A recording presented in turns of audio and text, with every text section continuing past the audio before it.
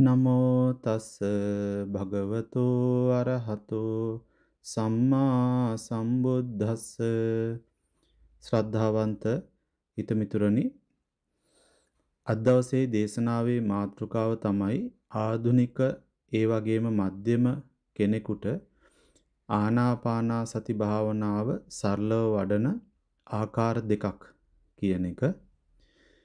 මේ ගැන මේ විදියට කතා කරන්න යෙදුනේ අපි ඇත්තටම කලින් ආනාපානසති භාවනාව ගැන දේශනාවට අනුකූලව දීර්ඝ විදියට කතා කරලා තියෙනවා. නමුත් බුදුරජාණන් වහන්සේම දේශනා කරනවා ආනාපානසති භාවනාව හොඳට සිහිය නුවණ නැති කෙනාට මම දේශනා කරන්නේ නැහැ කියලා. මොකද එයාට ප්‍රායෝගිකව ඒක කළ නොහැකියින්ද. එතකොට අද දවසේදී අපි කතා කරන්නේ ඒ වගේ ආධුනික මධ්‍යම කෙනෙක්ගේ සිහිනුවන ආනාපාන සතියම තුලින්ම බලවත් කරන්නා වූ ආකාර දෙකක් පිළිබඳව අපි පළවෙනි ආකාරය ගැන බලමු. මෙතනදී අපි ප්‍රශ්නේ ගැන තේරුම් ගත්තොත් එහෙම සාමාන්‍ය කෙනෙක් එයා දවසේ එදිනදා කටයුතු කරගෙන යනකොට එයාගේ හිත ඒ නොඑක් කර්ණවල යෙදෙන හින්දා හිතේ පසුතැවිලි වේදනා පීඩාවල් ආදියත් ඇති වෙනවා. තව නොඑක් දේවල් වලට ආකර්ෂණය වෙනවා. ඒ දේවල් ගැන එයා විතර්ක බහුල නොඑක් ආකාරයෙන් විතර්ක බලවත්ව හිතේ පවත්වන ස්වභාවයෙන් තමයි කටයුතු කරන්නේ. එහෙම කෙනෙක්ට සියුම් වෙච්ච හුස්ම රැල්ලක සිහිය තියන්න කියලා කිව්වොත් ඒක ප්‍රායෝගිකව කරන්න බෑ. මොකද අර ගොරෝසු නොඑක් අරමුණු වල කැරකෙමින් යන හිතක් මේ සියුම් ඒකාකාරී අරමුණක තියන්න කිව්වහම මේ දෙක ගැළපීම අඩුයි. අන්න ඒ වගේ කෙනෙක්ට තමයි මේ භාවනාව ආනාපානසති භාවනාවෙන්ම ඒක කොහොමද කරන්න කියන එකයි මේ අද පැහැදිලි කරන්න යන්නේ. ඒ කාරණාව සම්බන්ධයෙන් අපි තවදුරටත් විමසිල්ලෙන් බැලුවොත් අපිට පේනවා ඒ වෙලාවේදී එයාට තමාගේ කය හරි හුස්ම ගැන හරි අවධානයක් නැහැ. නැත්තම් අවධානය ඊටාම දුර්වලයි. අපි නොඑක් දේවල් වල කල්පනා කරද්දි මිනිස්සුන් හුඟක් වෙලාවට ඉන්නේ සිහින ලෝකවල වගේ. සිහිනෙන් ඇවිදිනවා වගේ තමයි කටයුතු කරන්නේ. එතකොට එයාට කය ගැන තියෙන අවධානය එක්ක අවධානය රහිතයි නැත්තම් ඊටාමත්ම දුර්වලයි. ඒක තමයි එතන තියෙන එක ලක්ෂණයක්. ඊළඟ ලක්ෂණය තමයි එම අරමුණු වලයි ඒ අරමුණු උපදින රටාවන් වලයි හිත තදින් ග්‍රහණය වෙලා තියෙනවා. ඒක එයාට තේරෙන්නත් පුළුවන් නොතේරෙන්නත් පුළුවන්. ධර්මයේ හැසිරෙන කෙනෙක් නම් ඒක තේරුම් ගන්නවා. සාමාන්‍ය කෙනෙක් දිගටම හිත ඒ වගේ අරමුණු වලට තදින් ග්‍රහණය කරගෙන හැසිරෙන ස්වභාවය අපි දකිනවා. ඒ හින්දා ඒ ස්වභාවයකින් තොරව හිතක් පරිහරණය කරන්නේ කොහොමද කියන එක දන්නේ නැති හින්දා එයා හිතනවා ඒ විදිහට අරමුණු වලට තදින් ග්‍රහණය වෙලා කටයුතු කිරීම තමයි සාමාන්‍ය ස්වභාවය කියලා. ඒක සාමාන්‍ය ස්වභාවයක් වුණාට එයාට ඒක සකස් වුණු ස්වභාවයක්. ඒ විදිහට අරමුණු වලට තදින් ග්‍රහණය වෙලා කටයුතු කරන ස්වභාවයේ හින්දාමයි එයාගේ හිතේ වෙහෙස පීඩාවල් අධික විදියට ඇති වෙන්නේ. ඔබ මේක දැකලා ඇති සමහරලාට ඔබේ ජීවිතයේ අධිකව ද්වේෂය ඇති වුණු වෙලාවල් වල අධිකව ආසාවල් ඇති වුණු වෙලාවල් වල ඒ අරමුණට හිත තදින් ග්‍රහණය කරගෙන තියෙනවා. වෙන කෙනෙක් එපා කිව්වට නවත්තන්න කිව්වට ඒ දේ කළ නොහැකි ස්වභාවයකින් හිත පවතිනවා. ඒ අරමුණු වලට අධික විදියට ග්‍රහණය බලවත් ඇතිවිලා තියෙන අවස්ථාවක්. ඒ වගේම එහෙමත් නැතුවත් සාමාන්‍ය මානසිකත්වවලත් කෙනෙක් අරමුණු තදින් ග්‍රහණය කරගෙන කටයුතු කරනවා. ඒක යාට තේරුම් ගන්න බැරි වෙන්න පුළුවන්. නමුත් ඒක තේරුම් ගත හැකි එක ක්‍රමයක් තමයි ඒ අරමුණට එයා කල්පනා කරන විදිහට විරුද්ධව කවුරු හරි වචනයක් කිව්වොත් ඉක්මනට තරහ යනවා නම්, ඉක්මනට හිත නොසන්සුන් වෙලා කැළමිලා යනවා නම් අධික විදිහට, ඒ කියන්නේ ලොකු වෙනසක් හිතේ වුණා.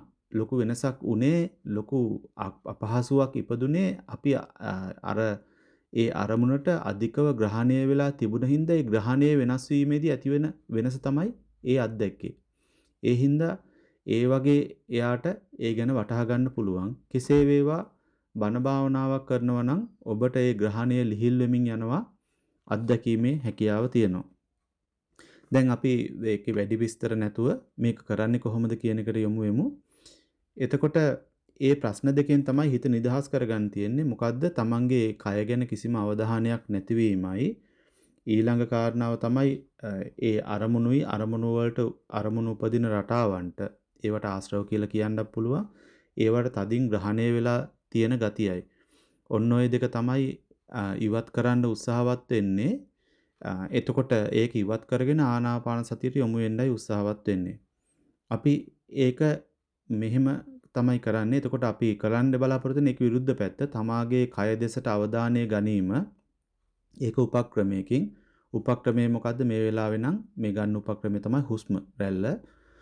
ඊට පස්සේ අකුසල් රටාවේ ග්‍රහණය දුර්වල කිරීම. අකුසල් රටාවක් දැන් බලවත් හිතේ ක්‍රියාත්මක වෙනවා ග්‍රහණය තදින් ක්‍රියාත්මක වෙනවා ඒක දුර්වල කිරීම. ඒ දෙකම මේ සරල උපක්‍රමයෙන් අපි කරන්න බලාපොරොත්තු වෙනවා. මේක උපමාවකින් කිව්වොත් අපි උපමාව කියලාම මේක කාරණාවට කතා කරොත් එහෙම කරන ආකාරය හිතන්නකෝ ශක්තිමත් යකඩයක් හරි ලී කෑල්ලක් හරි තියෙනවා ඒවා ඒක අර කියතකින් දෙපැත්තට එහෙට මෙහෙට යන කියතකින් කැපෙන්නේ. එතකොට ඒ කියතෙන් අර පොරවකින් ගහනවා වගේ එකපාර කැපෙනවා නෙමෙයි. එකපාර වෙන් වෙනවා නෙමෙයි. අර බොහොම වැඩේ මෘදුව නමුත් අකණ්ඩව සිද්ධ වෙනවා. නැවත නැවත අකණ්ඩව සිද්ධ වෙනකොට ඒක ටික ටික කැපි ගිහිල්ලා ඒ මේ අවශ්‍ය විදිහට කාරණාව සිද්ධ වෙනවා. එහෙනම් ශ්‍රද්ධාවන්ත හිතමිතුරනි අපි බලමු මේක කරන්නේ කොහොමද කියලා. අපිට කරන්න තියෙන්නේ මුලින්ම ටිකක් ගැඹුරු හුස්මක් ගන්නවා. ඒ කියන්නේ තප්පර 4ක් පමණ දීර්ඝ හුස්මක් ගන්නවා. ඊට පස්සේ ඒ ගැඹුරු හුස්මක් ගැනීමම හිත සංසිඳෙන්න, කලබලය අඩු වෙන්න, තමාගේ කය ගැන අවධානය යොමු වෙන්න උපකාර කරනවා. ඒ වගේම අපි මේ කරන්නා වූ සරල ආනාපාන සති උපක්‍රමයේදී ඉතුරු කොටසටත් ඒක උපකාර කරනවා. ඒ හින්දා තප්පර 4ක පමණ ගැඹුරු ආශ්වාසයක් ගන්නවා. ඒ ආශ්වාසය අරගෙන ඒ ආශ්වාසය ගන්නකොට ඒ ආශ්වාසය හුස්ම රැල්ල තමාගේ ඇඟ ඇතුළට එනකොට එයාගේ ශරීරයේ ඒ ගැන දැනීමක් ඇති වෙනවා. එක්ක නහය වෙන්න පුළුවන්, නැත්නම් උගුරේ වෙන්න පුළුවන්, නැත්නම් පපුවේ වෙන්න පුළුවන්. උඩුකයේ යම් කොටසක යම් ආකාරයකින් දැනීමක් ඇති වෙනවා. අන්නේ දැනීමට අවධානය යොමු කරනවා. තප්පර 4ක පමණ ගැඹුරු හුස්මක් ගන්නවා. හුස්ම ගන්නකොට හුස්ම ගන්නවා කියලා දැනෙනවා. යාට දැනෙන්නේ කොහොමද? යම්කිසි කයේ යම් දැනීමක් ඇති වෙනවා. එතකොට මේ දැනීම හැමතැනම බලන්න ඕනේ තමන්ට ප්‍රකටව පේන තැනකට අවධානය යොමු කරනවා. ඊළඟ පාර ඒ හුස්ම ගන්නකොට කයේ දැනීම වෙන තැනක ඇති වෙනවා නම් එතෙන්ට අවධානය යොමු කරනවා. කමක් නැහැ. ප්‍රකටව දැනන තැනට අවධානය යොමු කරන එකයි එතන කරන්න ඕනේ. ඊට පස්සේ ඒකේ දෙවෙනි කොටස තමයි හුස්ම හෙලනකොට ඒ හිත වර්තමාන මොහොතේ තිබෙන විතර්කයට එහෙම නැත්නම් අරමුණට අවධානය ගන්නවා. පැහැදිලිද? දැන් ආනාපාන සතිය කරන ආධුනික කෙනෙක්ගේ බොහෝ වෙලාවට හුස්ම රැල්ලක් දෙකක් තුනක් යනකොටම එයාගේ කලින් තියෙන මතකයකට මොකක් හරි දෙයකට වෙන කල්පනාවකට හිත යන ගතියක් තියෙනවා. එතකොට තමන්ගේ හිත මෙන්න මේ වගේ කල්පනාවක දැන් තියෙන්නේ කියන එක ගැන ඒකට අවධානය ගන්නවා.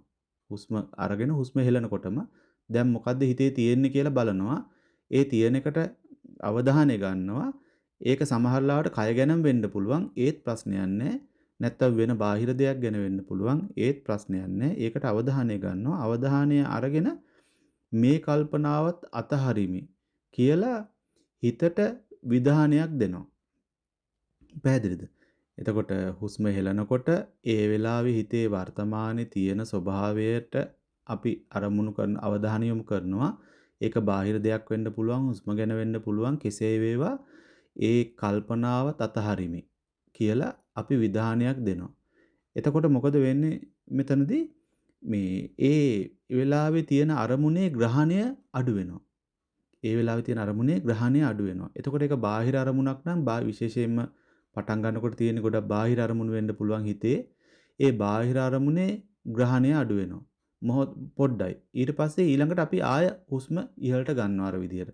හුස්ම ඉහළට ගද්දි කය ගැන අවධානය යොමු කරනවා. ඊට පස්සේ හුස්ම පහළට හෙලනවා. පහළට හෙලනකොට වර්තමානයේ හිතේ තියෙන්නේ කොතනද කියලා තේරුම් ගනිමින් මේ කල්පනාවත් අතහරිමි කියලා එතන ග්‍රහණය අඩු කරනවා. හරියට අර දෙපැත්ත කැපෙන කියතෙන් පොඩ්ඩක් කැපෙනවා වගේ. එක වාරයකට පොඩ්ඩක් කැපෙනවා. ඒ වගේ එතකොට බාහිර අරමුණු වල තියෙන ප්‍රබලතාවයවල් ඒ ආශ්‍රවවල පුරුදුවල මානසික රටාවල තියෙන ප්‍රබලතාවයවල් හිමින් හිමින් ඒ මොහොතේ අඩු වෙන්න ගන්නවා.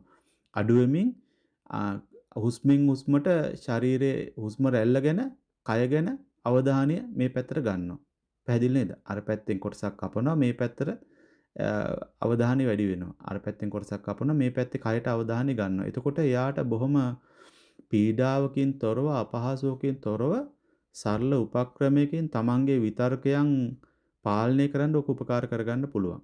ආනාපානසති භාවනාව ඉදිරියට වඩ아가ගෙන යනවා නම් ඒකටත් ඕකෙන් ලොකු උපකාරයක් තියෙනවා. එහෙම නැත්නම් ගොඩක් දේවල් වලින් ඔය මානසික වෙහෙස පීඩා වල් විඳිනවා නම් කල්පනාවල් නවත්තන්න බැලුව හිතේ වැඩ කරනවා නම් ඒ වගේ කෙනෙක්ට මේ වගේ සරල දෙයක් කරන්න පුළුවන්. මේකේ ලොකු දෙයක් නැහැ කරන්න. ලොකු සියුම් අවධානයක් යොමු කිරිල්ලක් එහෙම මොකවත් ඇත්තෙත් නැහැ.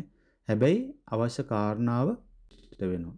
එහෙනම් ඔබ මේ කාරණාව කරලා බලන්න ඔබටම තේරෙයි දවස් කීපයක් ඒ විදිහට විනාඩි 10ක් 15ක් අවම වශයෙන් කරොත් එහෙම කොයිතරම් හිත වෙනසකට යනවද කියන එක Tamanටම අත්දැක ගන්න පුළුවන් වේවි. ඊළඟට අපි කතා කරන්න යන්නේ ආනාපාන සති භාවනාවෙන් ඒ කියන්නේ බලවත්ව සංසිඳුන් නැති සමාධිමත් නොවුණු සාමාන්‍ය හිතකට මධ්‍යම ආකාරයෙන් ආනාපානසති භාවනාව කරනකොට ඒ වගේ කෙනෙක්ට තියෙන බාධාවන් වලින් කොහොමද අයින් වෙන්නේ කියන එක ප්‍රධාන බාධාවන් දෙකක් අපි මෙතනදි කතා කරනවා. ඒකෙන් මිදෙන උපක්‍රමයකුත් කතා කරනවා. අපි ඒක බැලුවොත් එහෙම මේක ඇත්තටම මේ කියන කාරණා තමා තුළින් බලන්න ඕනි සියුම්ම තමාගේ හිත දිහා බලලා තමා තේරුම් ගන්න තියෙන්නේ මේ වචනවල අර්ථ. ඒ කියන්නේ පළවෙනි බාධාව තමයි අපේ හිතේ මෙන්න මෙහෙම ස්වභාවයක් තියෙනවා. ඒ වෙලාවේදී ඒ කියන්නේ සැපසහගතව භාවනාව වැඩිවීමට හිත නිතරම අපේක්ෂා කරනවා. ඒක හොඳට බලන්න. අපි අපේ අර මානසික ස්වභාවයේ මූලික ස්වභාවයෙන්ම සුඛකාමානි භූතානි දුක්ඛ පටික්කුලා කියන ස්වභාවයෙන් සැපයට කැමති දුකට අකමැති ස්වභාවයෙන් ඒ හින්දා සැපයට කැමති ස්වභාවයේ හින්දා සැපසහගත ස්වභාවයක් ඒකේ නිතරම හිත අපේක්ෂා කරන ගතියක් තියෙනවා. ඊට පස්සේ ඊළඟට ඒකටම ඒකෙම අනු කොටසක් කියලා කියන්න පුළුවන් වෙනත් අංකයක් යටතේ හැබැයි කියන්න පුළුවන්. ඒ කියන්නේ පහසුවෙන් වටහාගත හැකි දිගටම පවතින යමක හිත තබන්න හිත කැමති. අපේ හිත සංකීර්ණ දේවල් වලට අකමැති. ඊට පස්සේ පහසුවෙන් සරල දේවල් වලට කැමති. ඒ වගේම වේගෙන් වෙනස් වෙන ඒවාටත් අපේ හිත අකමැති. යම් ආකාරයෙන් සරල පහසුවෙන් වටහාගත හැකි දිගටම පවතින දෙයක්ක හිත තියබීමේ අපේක්ෂාවක් සාමාන්‍ය කෙනාගේ හිතේ ඒක දිගටම පවතිනවා. එයා ඒක තේරුම් ගත්තත් නැතත්. දැන් ඔය වගේ මානසිකත්වයක් තියෙන කෙනෙක් ආනාපානසති භාවනාව කරන්න ගත්තහම මොකද වෙන්නේ? දැන් ආනාපානසති භාවනාවේ සැපසහගත ස්වභාවය ඇති වෙන්නේ හිත හොඳින් සංසිඳුණාට පස්සේ. ඊට කලින් ඒකේ සැපසහගත ස්වභාවය ඇති වෙන්නේ හැබැයි එයාගේ හිත සැපසහගත ස්වභාවයක් අපේක්ෂා කරනවා. නමුත් ආනාපානසති භාවනාවෙන් සැපසහගත ස්වභාවයක් ඇති වෙන්නේ නැහැ. එතකොට එතන තියෙනවා විසංවාදයක්. පරස්පර ස්වභාවයක්, කැමති දේ නොලැබෙන ස්වභාවයක්.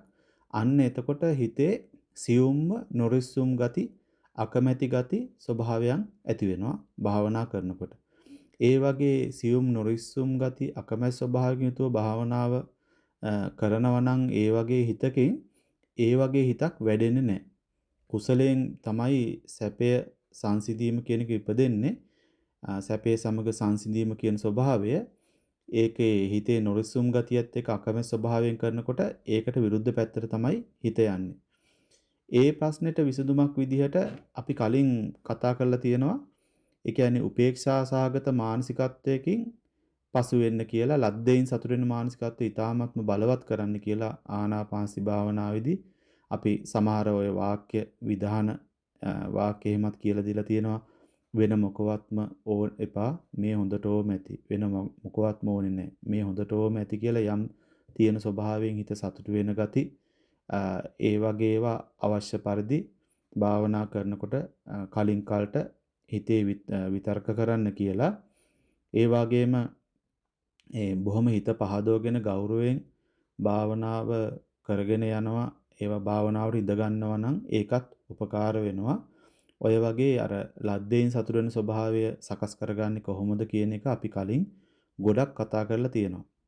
අද දවසේදී කතා කරන්න බලාපොරොත්තු වෙන්නේ ඒ කොටසට වඩා දැන් අර හිත පහසුවෙන් වටහාගත හැකි දිගටම පවතින යමක හිත තබන්න හිතේ කැමැත්තක් තියෙනවනේ. අන්න ඒක ඉවත් කරමින් හුස්මක අපට අරමුණු වන යථාර්ථයට හිත තියන්නේ කොහොමද කියලා. ඒ කියන්නේ ආනාපාන සති භාවනාව කියලා කියන්නෙම බොහොම වෙනස් වීම කියන එක ඊටාත්ම බලවත්ව පවතින භාවනාවක්. පටන් ගත්ත තැන ඉඳලා මේක වෙනස් වෙනවා. ඒක කොහොමද අපි බැලුවොත් එහෙම Taman තුළින්ම ඒ කියන්නේ අපි බලාපොරොත්තු වෙන්නේ මොකද්ද? හුස්මක ඒකාකාරී සැපසහගත යමක් අපේ හිත ඇතුලෙන් අපේ බලාපොරොත්තුවක් තියෙනවා සියුම් ලෙස. ඒක ඔබ බලන්න. නොරිස්සුම් ගතිය ඇති වෙන්නේ බලාපොරොත්තුව නැති වෙනකොට. ඒ තුලින් Tamanට ඒක අඳුන ගන්න පුළුවන් වේවි. හැබැයි ආනාපාන සති භාවනාව යථාර්ථයේ වෙනස් වීමමයි. ඒ වෙනස් වීම ගැන ටිකක් සලකලා බැලුවොත් එහෙම දැන් ඉහළට එන හුස්මට වඩා පහළට හෙළන හුස්ම වෙනස්. ඒක අපි හැමෝම දන්නවා. ස්වභාවයන් දෙකක් ඒ දෙක. පහළට එන හුස්මේ ස්වභාවයට වඩා ඉහළට එන හුස්ම ස්වභාවය වෙනස්. ඊට පස්සේ ඉහළට එන හුස්මක් ගත්තොත් එහෙම ඒ හුස්මත් මුල සිට අගටම වෙනස් වෙනවා. ඒ වගේම පහළට හෙළන හුස්මක් ගත්තොත් එහෙම ඒ හුස්මත් මුල සිට අගටම වෙනස් වෙනවා. ඊට පස්සේ ඒ විතරක් නෙමෙයි ඉහළට එන හුස්ම රැලි ගත්තොත් එහෙම භාවනා කාලය තුල ඒවත් එකිනෙකට වෙනස් වෙනවා. පළවෙනියට ගන්න ආස්වාසය නෙමෙයි සමහරවල් විනාඩි දෙක තුනක් ගියාම වෙන විදිහට තමයි ආස්වාසය වෙන්නේ. ප්‍රශ්වාසෙත් එහෙමයි. මුලින්ම තිබුණ එක නෙමෙයි ටික වෙලා ගියාම තව විදිහකට වෙනවා. තව ටික වෙලා ගියාම තව විදිහට වෙනවා. අපි දික් වෙනවා, කෙටි වෙනවා කියලා කතා කරන්නේත් ඒ වගේ යම් ස්වභාවයක්. ඒ වගේම තමයි ඊටත් පස්සේ ඊළඟ ප්‍රශ්නේ තමයි හුඟක් අය මූණ පාන දැන් කලින් දවසේ භාවනා කරනකොට තිබ්බ ආනාපාන සතියේ ස්වභාවයට වඩා මේ දැනුණු විදිහට වඩා අද භාවනා කරනකොට වෙනස්. එතකොට ආයෙ හිත වික්ෂිප්ත වෙනවා ඒ ගැන. ඒ කලින් දවසේ හොයන්න යනවා. ඊට පස්සේ අද කරනවට වඩා හෙට වෙනස් වෙනවා. ඔය වගේ ආනාපානසති භාවනාව කියන්නේ වෙනස් වීමම මුල් කරගෙන ශීඝ්‍රයෙන් වෙනස් වෙන එකක්. එතකොට අපේ හිතේ අර පහසුවෙන් වටහා ගත හැකි සරල ඒකාකාරීව යම් කාලයක් පවතින ස්වභාවයේ දේවල් වලට කැමැති බවත් එක්ක මේක විසංවාදයක් තියෙනවා. ඒ හින්දා තමයි හිතේ නොරිස්සුන් ස්වභාවයක් ඇති වෙන්න බලපාන ප්‍රධාන හේතුවක් ඕකත්. එතකොට අපි මෙතනදී මොකද්ද කරන උපක්‍රමය? මෙතන තියෙන යථාර්ථය. ඒ කියන්නේ මෙතන තියෙන පෙනෙන යථාර්ථය. දැන් මේ මම කතා කරන්නේ මෙතන අනිත්‍යයක් තමයි. හැබැයි මේ ලෞකික මට්ටමේ අනිත්‍යයක් කතා කරන්නේ. මේ ලෝකෝත්තර මට්ටමේ අනිත්‍යයක් නෙමෙයි මේ කතා කරන්නේ. නමුත් හිත සමාධිමත් කරගන්න මේක උපකාර කරගන්න පුළුවන්. ඒ පෙනෙන යථාර්ථයට ඒ කියන්නේ වෙනස් වීමට හිත තියෙනවා. ඒක කොහොමද කරන්නේ? දැන් ආනාපානසති භාවනාවේදී වර්තමාන මොහොතේ වෙනස් වීම බලන එකම අපේ අපේක්ෂාව කරගන්නවා. අපි මොකද්ද අපේ අපේක්ෂාව වර්තමාන මොහොතේ වෙනස් වීම තමයි බලන්නේ. අපි එතකොට අපේ අපේක්ෂාව ඒකමයි සිද්ධ වෙන්නේ වර්තමාන මොහොතේක වෙනස් වීමමයි. එතකොට එතන විසංවාදයක් නැහැ. අපිට බලාපොරොත්තු වෙන දේම අපිට ලැබෙනවා. අපිට ලැබෙන දේම අපේක්ෂා කරනවා. අපේක්ෂා කරන දේම ලැබෙනවා. එතකොට අර හිතේ නොරිස්සුම් ස්වභාවය නැති වෙනවා. ඊළඟට එක තමයි එතනදී මේ ආනාපානසති භාවනාවේ දැන් හුස්ම ක්‍රමයෙන් සියුම් වේගන යනවා. භාවනාව වැඩනකොට සමහරවල් නොදෙනී යන මට්ටම් වගේත් ඇති වෙනවා. නමුත් අපි වෙනස් වීමම කියන ස්වභාවයටම අවධානය යොමු කරගෙන හිටියොත් වර්තමාන වෙනස් වීමම කියන දේ තමයි අපේක්ෂාවෙන් ඒ ගැන අවධානය යොමු කරමින් ඒක දකිමින් හිටියොත් අර විදිහට හුස්ම සියුම් වෙලා යනකොට අපේ තියෙන අවධානයයි වටහා ගැනීමයි තීරුව වෙන හින්දා ඒ සියුම්ව ඇති වෙන වෙනස්කනොත් පැහැදිලිව දැකීමේ හැකියාව ඇති වෙනවා. අන්න ඒ හින්දා මේ සියුම් හුස්ම රැල්ලවල් ඊ타ත්ම හොඳට බැලීමේ හැකියාව උපදව ගන්නත් පුළුවන්. භාවනාව දියුණු කර ගන්නත් මේක අතිශයින්ම උපකාර වෙනවා. එහෙනම් අපි මේකේ කරන්නේ මොකද්ද? හැම ප්‍රශ්වාසයකදීම වර්තමාන ප්‍රශ්වාස ස්වභාවයේ වෙනස් වීමට ඒ වෙනස් වෙන ස්වභාවයට හිත තියමින් ඒක දකිමින් වෙනස කියලා හිතින් කියනවා වචනයක්.